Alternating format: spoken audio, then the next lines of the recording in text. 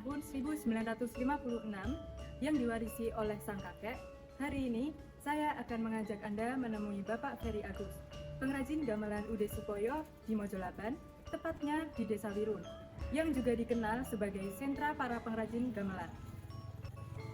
Awal berdirinya gamelan ini awalnya dari kakek saya dulu. Jadi kakek saya itu namanya Mbah Reso Wiguno. Itu awalnya kakek saya itu adalah seorang empu di Puramangkunegaran, dan sampai akhirnya kakek saya berdiri sendiri dengan karyawan itu anak-anaknya sendiri. Salah satunya anaknya itu bapak saya, Pak Supoyo. Nah, Pak Supoyo itu belajar sama bapaknya sampai sekitar tahun 80, terus mendirikan usaha sendiri ini namanya UD Supoyo ini. Di masa jayanya, UD Supoyo memiliki lebih dari 20 pegawai. Namun, pandemi COVID-19 datang, memaksa para pengrajin berhenti produksi untuk sementara. Usahanya pun terhambat. Jumlah pekerja turun menjadi 15 orang. Namun, semangat Pak Ferry tak pernah padam. Pada saat pandemi itu, ya memang bener-bener sepi banget. Pertama itu nggak ada kerjaan, terus saya putuskan untuk mengurangi karyawan karena karyawan dalam satu tim gamelan itu harus dalam satu tim gitu. Nah, tapi berkurangnya jumlah karyawan itu saya harus tetap konsisten. Gimana caranya saya tetap bisa melayani pesanan-pesanan dari pelanggan saya. Proses pembuatan gamelan itu pertama dari bahan baku. Kalau di saya biasanya yang sering kan perunggu, bahan bakunya itu tembaga dan timah dengan perbandingan 3:10. 3 kilo tembaga, 10 kilo timah. Nah, itu tinggal dikalikan mau dibuat apa, itu dilebur, dicairkan, terus dicetak menjadi sebuah lempengan.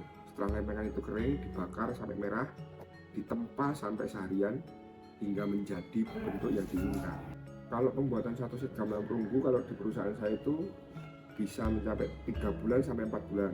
Itu tergantung kondisi cuaca. Tak hanya menghidupkan pasar lokal, gamelan karya Pak Ferry Agus juga menjadi jembatan budaya antar negara. Pengrajin termuda di desa dan satu-satunya pengrajin dari Wirun yang menembus pasar Amerika Serikat.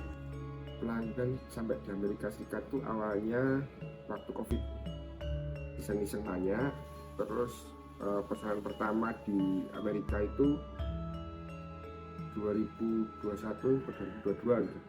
Dan itu pertamanya sampel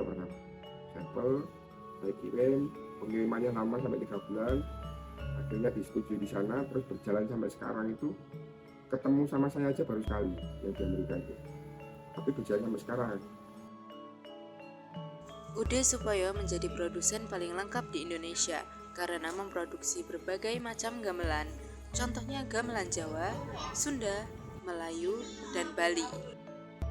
Setiap bulan, Bali selalu menjadi tujuan Pak Ferry saat mengantar gamelan. Namun, tahun 2025 ini baru sekali beliau menjejakkan kakinya di sana. Penurunan permintaan membuat rutinitas yang dulu pasti kini jarang terjadi.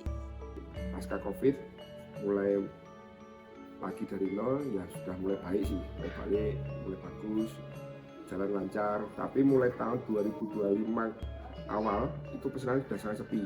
Jadi biasanya kalau ke Bali itu dalam sebulan sebulan itu pasti kesana, itu bawa 20-25 gong. Nah, 20-25 gong itu bukan pesanan semua, yang pesanan itu paling 10-15. Selebihnya saya tawarkan. Nah, itu selalu habis. Tapi masuk 2025 ini mulai sepi lagi karena nggak tahu juga ekonominya baru gimana. Cuman di sini saya tetap bertahan. Gimana caranya saya cari orderan yang lain dulu.